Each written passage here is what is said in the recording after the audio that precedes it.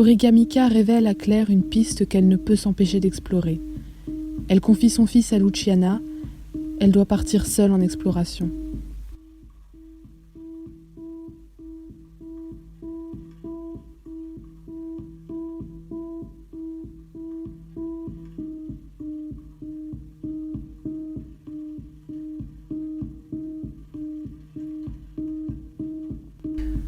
Une heure, il ne devrait pas y en avoir pour plus d'une heure, rassure la généticienne.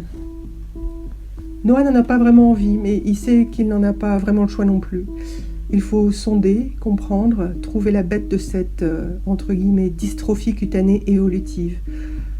Mais une énième biopsie, non, sincèrement, il s'en serait bien passé. Tu restes avec nous, Chiara, j'aurai besoin de toi. La jeune fille se résigne. Il y a une tension dans l'air qui tranche les conversations et crispe les mots. Les deux jeunes attendent, debout, droits, comme des condamnés.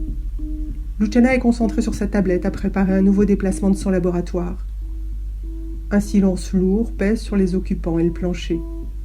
Luciana prend le temps de vérifier un à un les éléments transposables enregistrés dans son fichier. « Il ne vous manque rien ?» Les ados se regardent. Quoi ? De quoi pourrait-il avoir besoin, si ce n'est de ne pas avoir à subir cette intervention ? Ah, je vois, conclut Luciana en validant les données sur l'écran de son bureau. Célène s'inquiète, s'agace, ne comprend pas pourquoi elle ne parvient pas, depuis son ordinateur central, à accéder aux informations quotidiennes de la coalition. Elle voudrait juste savoir si aucun incident n'est annoncé en direction du 69e parallèle nord, mais les diffusions sont brouillées dans certaines directions. Pas toutes, pas celles en deçà du 50e et jusqu'à l'équateur, du moins en apparence. Une émotion monte qui lui vide les entrailles et lui brûle la poitrine. Elle voudrait se rendre chez Claire, voir si Luciana y est encore, ou si elle est partie à l'institut, et si les informations y sont peut-être. « Je vais faire autrement », propose Luciana. « Je vais commencer par ausculter en surface, on verra bien si on peut éviter une biopsie. » Noah sourit à son effort consenti. Il s'allonge sans autre résistance, accompagné par la main de Chiara, nonchalamment posée sur son avant-bras. La mère de la jeune fille récupère son masque qu'elle pose à portée de la zone à ausculter. Noah a le regard absent pour changer.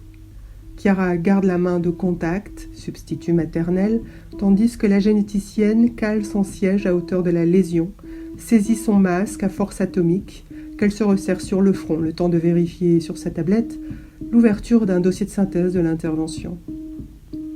Vu. Elle se retourne vers son patient, lui sourit et descend le masque au niveau des yeux. Une première mise au point sur la lésion est difficile. Luciana ne parvient pas à régler sa focale, tout est toujours flou, n'arrête pas de bouger. Elle incrimine le matériel, se décourage et décide de guerre lasse de retirer son masque. Ses yeux sont mouillés, voilà qu'elle pleure. Chiara ne comprend pas, mais sa mère la rassure. C'est une réaction naturelle à un effort trop important. Elle se rend bien compte qu'elle n'y arrivera pas plus que les spécialistes qui suivent Noah depuis 1 an. Découragement intempestif. L'échantillonneur lui apparaît comme une vision. C'est ça. Il faut qu'il puisse profiter de l'échantillonneur. Elle n'est absolument pas sûre de ce qu'elle y cherchera, mais elle est à peu près persuadée de découvrir quelque chose. Elle sèche ses yeux d'un mouchoir en papier sorti de la poche et annonce aux jeunes qu'elle en restera là pour aujourd'hui. Surpris, ils le sont agréablement, surtout Noah qui renfile son t-shirt en moins de temps qu'il ne le faut pour le croire. Chiara attend la tablette et les quelques ustensiles encore emballés à sa mère. Déprogrammation du labo, retour à la maison. Dans l'entrée, chez elle, Célène insiste et reformule ses appels à Luciana en composant le numéro de son étage et de son appartement. Ses envois commencent à ressembler à des appels au secours. Ses yeux, d'habitude vifs et piquants, s'éteignent et s'enfoncent dans leur orbite.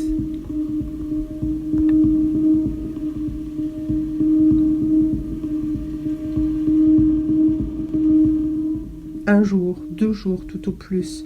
Avec la très haute fréquence, le voyage ne devrait pas prendre plus de 2 jours pour relier les quelques 3000 km qui séparent son domicile de sa destination. Seulement, partir sur le simple postulat d'un jeu de construction, c'est risqué. Claire s'en remet à son intuition, encore et toujours, au hasard et à la chance, et par-dessus tout, à son irrésistible attraction vers l'absent, un vide qui n'a raison d'être que par le plein qu'il met en mouvement. Ses pensées oscillent ostensiblement entre le père et le fils, ces deux aimants. Depuis les quais souterrains, défilent en continu les arceaux lumineux de la ligne à basse fréquence au rythme de la seconde. Claire s'échappe un instant de ses pensées pour s'engouffrer entre deux arceaux. Face à elle, le boîtier de commande des destinations. Elle y appose la main pour y transférer son code retransmis et traduit depuis son implant cochléaire. 69 58 N 19 10 E. Destination restreinte s'affiche en rouge sur l'écran du boîtier, suivi de nouvelles coordonnées. 5703 N 955 E. Autrement dit, une diagonale d'à peine 7 degrés sur les 19 qu'il faut parcourir. Elle ferme les yeux un instant, déçue, mais agrippe tout de même un arceau dans la voiture pour passer à la moyenne puis à la très haute fréquence. Le temps de penser à Noah, de lui transmettre tout ce qu'elle peut de mieux, d'être à ses côtés, de l'enlacer de tout ce que ses bras connaissent et d'envoyer ses vœux de réussite pour cette expédition incertaine. Et la destination résonne dans son implant. Elle lâche l'arceau qu'elle maintenait jusque-là et transite d'une fréquence à une autre. Elle pose enfin un pied sur le sol, puis deux pieds. Ses bottines claires contrastent avec les grandes dalles sombres et luisantes au soleil. Elle relève la tête. Il faut terminer le voyage.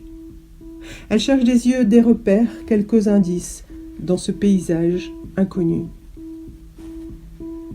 Face à elle, s'étend une ville portuaire. Face à elle, l'autre rive, au-delà de ce qui s'apparente à un fjord. Et partout, l'eau qui s'infiltre entre les blocs, crues liquides zaqués. Face à elle, une ville en mouvement. Un bloc bâti s'en détache, avance lentement sur l'artère principale, le fjord. Claire s'arrête un instant et observe. La masse poursuit son extraction du tissu urbain à la vitesse lente d'un paquebot. Un premier faisceau de l'immeuble se détache et ripe latéralement vers la droite. Un second faisceau avance à la même vitesse tandis que le premier dérive, puis, sorti de son îlot original, il finit par se rattacher au faisceau de proue et dérive avec lui. Un nouveau bâtiment se recompose, ainsi de suite, en immeuble marin qui mettra à jour un nouveau tissu urbain, ici en continu, ailleurs en îlot, peut-être. En marge de cette scène, au-delà du fjord, un groupe d'hommes et de femmes se presse vers le quai. Ils charrient des pièces de grande longueur, des éléments ressemblant à du bois. Un, à chaque bout de pièce, l'un derrière l'autre, métronome qui tire les lignes d'une portée dans ce tableau horizontal. Elle observe, toujours de loin, 8 femmes et 8 hommes, c'est ce qui lui semble dans la distance, car les femmes sont aussi grandes et puissantes que les hommes. Le premier de portée a posé sa charge, il se tourne vers le reste du groupe et indique où chacun doit se placer. Le dernier binôme, portant une pièce maîtresse, termine de se placer au centre. Le premier de portée donne alors un signal et chaque binôme pose sa charge d'un mouvement commun et précis vers le sol. Claire imagine qu'il s'agit d'une embarcation démontable ou pliable. Elle imagine à cet instant précis qu'il faut se focaliser sur eux, oublier l'immeuble à la dérive, oublier tout le reste, se focaliser sur le cercle polaire. Elle décide de les rejoindre. Elle se met en marche, puis marche plus vite et encore plus vite jusqu'à engager une course. Il est hors de question qu'ils quittent les lieux sans elle. Elle les sait sur un départ, aucune idée de leur destination, mais où qu'ils aillent, elle voudrait qu'ils puissent relayer son voyage. Elle ne les quitte pas des yeux. Ils viennent de saisir la structure à deux mains par son madrier central, et d'un nouveau signal, le groupe déploie une coque, clin après clin, comme on ouvre un éventail. Le bateau est long et relativement plat. Il ressemble à un snake islandais. Claire traverse le pont suspendu sur le fjord au pas de course, mais très vite, elle est déstabilisée. Elle se sent ralentie, comme retenue. Le tablier du pont commence à onduler sous le martèlement de ses pas. Les longueurs d'onde s'entrechoquent et lui reviennent en écho. Tant pis pour le risque des ondes entrechoquées. Elle se presse pour atteindre l'autre rive et l'équipage. Le quai et les immeubles font écran au groupe. Il faut dorénavant compter sur sa mémoire et sur la chance de s'engouffrer dans les premières venelles, les premiers passages disponibles, même s'ils la conduisent dans un dédale d'escaliers, débouchant sur des loggias, la dernière menant à un toit-terrasse, puis de nouveau un escalier, qu'elle descend cette fois, une porte, un couloir d'étage, un autre escalier à descendre encore, enfin un énième couloir sans porte avec en ligne d'horizon un nouveau quai, et à portée de vue, l'équipage, qui a eu la bonne idée de ne pas quitter les lieux. Elle s'approche tranquillement d'eux, le temps de reprendre son souffle. Les 16 membres sont dispersés, chacun s'affaire à sa propre tâche en silence. Ceux-ci fixent les clins, l'accastillage, d'autres préparent la voile et les boutes. Elle s'approche de l'un d'eux, le premier homme qui se présente, et lève la paume de la main au niveau de son regard. Il marque une pause, relâche la tension de sa voile et baisse les yeux vers la main dans laquelle il lit les coordonnées, une lumière rouge projetée dans la paume de Claire. Sans commentaire, il lui répond d'un signe qui veut dire « Attends » et interpelle dans sa langue un autre membre plus loin, une femme. Celle-ci l'écoute, jauge rapidement l'étrangère, fait oui de la tête et indique où elle pourra prendre place, seule, à l'arrière. La scientifique signifie en retour qu'elle a compris, elle se retire et patiente que tout s'achève l'avitaillement et lui transmette les prochaines consignes. Tous les membres reprennent enfin leur place initiale en binôme et soulèvent la coque, visiblement aussi légère qu'une architecture flottante. Lentement mais sûrement, ils la déplacent pour aller la faire glisser sur la rampe, la mettent à l'eau, tandis que l'interlocuteur de Claire lui fait signe de monter à bord. Les hommes et les femmes embarquent deux par deux, comme les curseurs d'une fermeture à glissière. Chacun s'installe à sa place et tire une rame de dessous son banc, puis l'accroche à sa pince. Les rames sont plongées, comme les membres d'un corps unique qui se lance en serpentant à la surface de l'eau. L'architecture navale est légère, quitte la ville-navire. S'éloignent les rues, dont les seules lignes de fuite sont des tirants d'air. S'éloignent d'autres blocs à la dérive. Ils s'accrocheront peut-être plus loin, peut-être ailleurs, former de nouvelles agglomérations, sans fondation, villes de barges. Le voilier atteint très vite la baie. Le soleil transperce les nuages bas en une lumière jaune crue et en ombre mouvante sur les sables de la bande côtière. Un vent léger couche les graminées au sol en vagues végétales. Il est doux mais suffisant pour hisser la voile et s'éloigner de la côte. Il ne tarde pas à atteindre les 40 nœuds, c'est un peu rapide, pense Claire, mais elle attribue toute sa confiance à l'équipage. L'un d'eux arrête de ramer pour tendre la main à la surface de l'eau. Il en relève plusieurs poignées qu'il porte à sa bouche, à croire que l'eau est aussi douce que le vent. Virage à bâbord au sémaphore, pour laisser derrière eux les eaux bleu azurées de la baie et rejoindre celles plus sombres et plus profondes de la mer du Nord. Les températures baissent à proportion que le vent se lève. La vitesse est maintenue. La passagère étrangère serre les bras croisés sur le torse, mais se rappelle les échantillons de peau emmenés. Depuis son sac calé sous les jambes, elle saisit l'enveloppe semi-rigide qui les contient et en sort délicatement un premier, dont elle ôte les protections qu'elle replace dans son sac. L'échantillon maintenu d'une main, elle tire de l'autre la fermeture à glissière de sa combinaison pour le glisser et se l'étendre sur le ventre. Elle procède de la même façon avec le second échantillon, se tord légèrement pour accéder tactilement au rein avant de refermer le vêtement jusque la capuche. Il ne reste plus qu'à attendre maintenant. Avant de quitter les eaux douces de la baie, chacun range sa rame, tandis que deux d'entre eux saisissent la voile cachée entre les rangées de bancs. En quelques minutes à peine, un mât est enfiché dans son logement et la voile dépliée tout le long. Claire est impressionnée et rassurée de l'expertise de la manœuvre. Ils peuvent reprendre leur place à présent et continuer la navigation, au près, portés par le vent. Elle contemple une dernière fois les couleurs insensées des eaux, des végétaux et du ciel.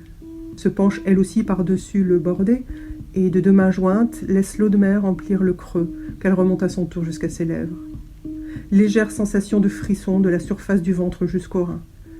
D'un revers de la main, elle se sèche la bouche tandis que la femme du quai se retourne vers Claire, un emballage au bout de la main.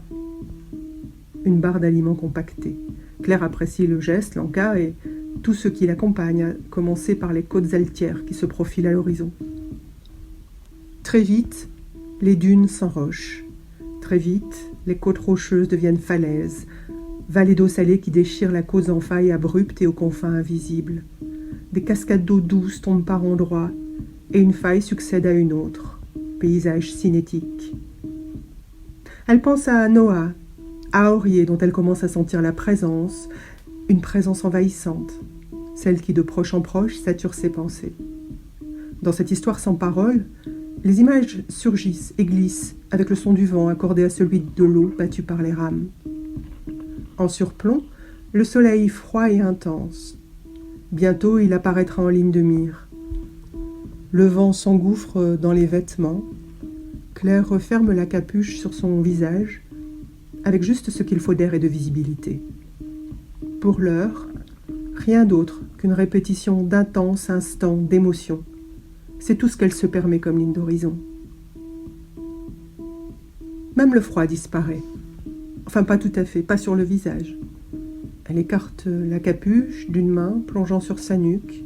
Pas de sensation, ou plutôt pas comme d'habitude. La pression, oui, elle sent bien la pression, mais pas le grain de sa peau. Elle réitère, insiste, non, décidément, il y a un filtre. Elle ouvre partiellement la glissière de sa combinaison et cherche sa peau. Elle ouvre plus, et c'est bien ce qui lui semblait. La peau s'est développée de façon exponentielle depuis les échantillons sortis du sac. Sous sa combinaison, elle est en train de recouvrir son crâne. Un autre vêtement, un sous-vêtement ou une surpeau. Pour ce qui est des essais techniques, on peut dire qu'ils sont concluants. Elle n'en avait malgré tout pas prévu le caractère invasif. On dégonfle la voilure pour réduire la vitesse. Le soleil a dépassé le zénith, on serait certainement arrivé avant le soir. L'équipage fait le choix de longer la côte, rien ne s'y oppose, surtout pas avec une embarcation telle que la leur. Des archipels apparaissent en ligne de mire, quelques habitations rouges sur pilotis s'opposent à la végétation rase du socle érodé. Le groupe peu à peu s'éloigne du rivage, s'écarte des bas-fonds et des éventuels courants de marée.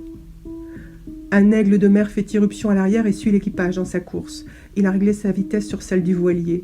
Claire ne le quitte pas des yeux, pas plus que lui ne quitte sa trajectoire.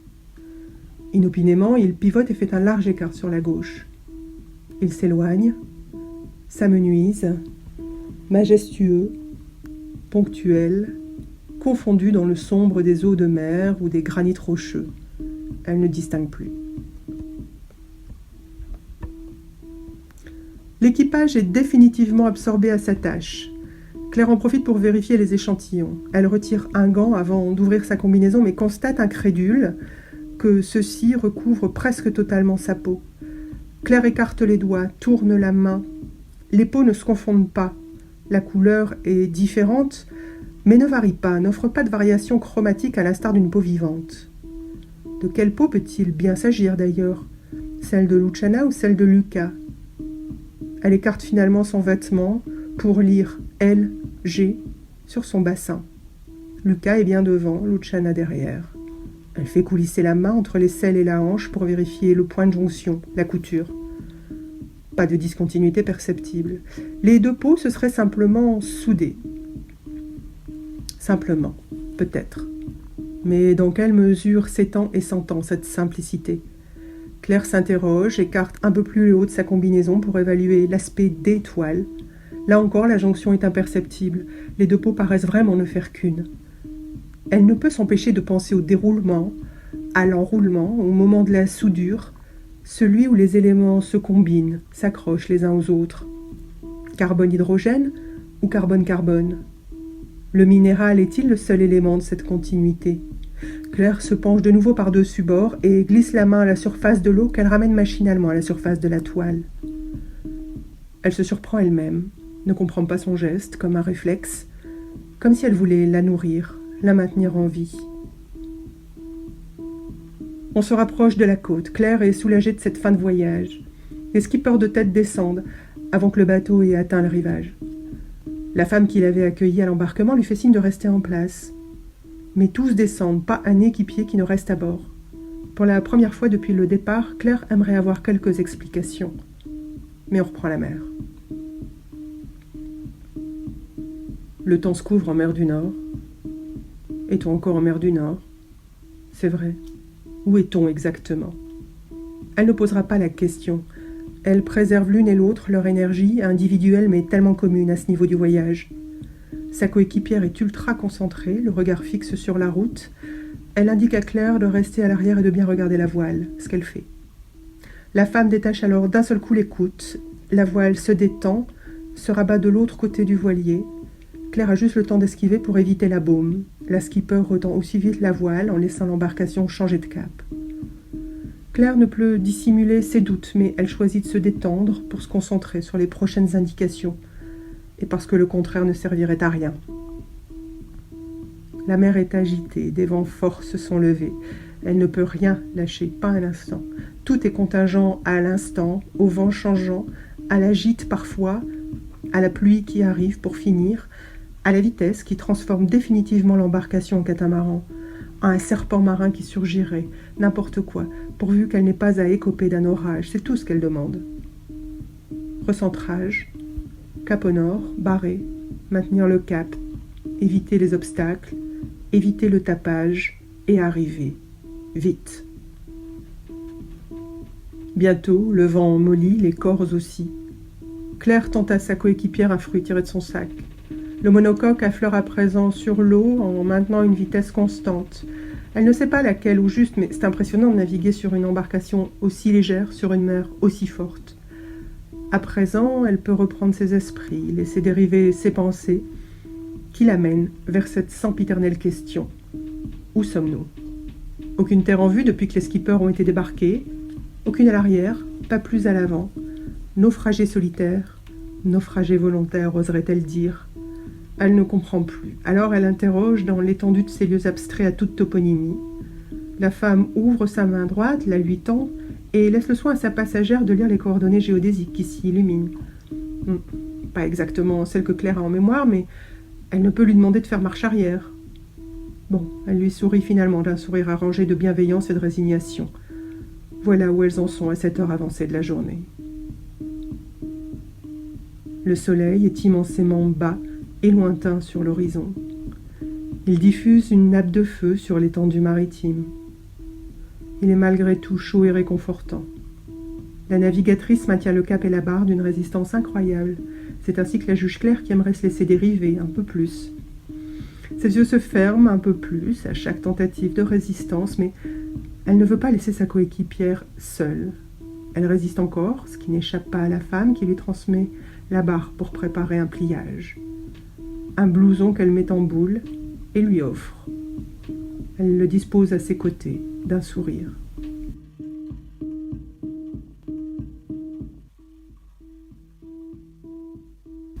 C'est une vague puissante, comme un rouleau glacé, figé dans sa course. Claire vient de se réveiller. Elle est encore couchée sur le sol, calée sur l'oreiller que lui a improvisé sa coéquipière. Sous son corps, le socle noir basalte. Sur sa tête, une voûte qui l'enveloppe, massive, légère et fragile comme du cristal. À sa droite, un cours d'eau qui dévale vers la faille, l'extérieur. C'est cette musique et la lumière au travers de la voûte qui l'ont réveillée. Enfin, où est-elle? Où est le voilier? Elle ne l'a quand même pas laissée toute seule ici, dans cette grotte glaciaire. Il faut croire que si.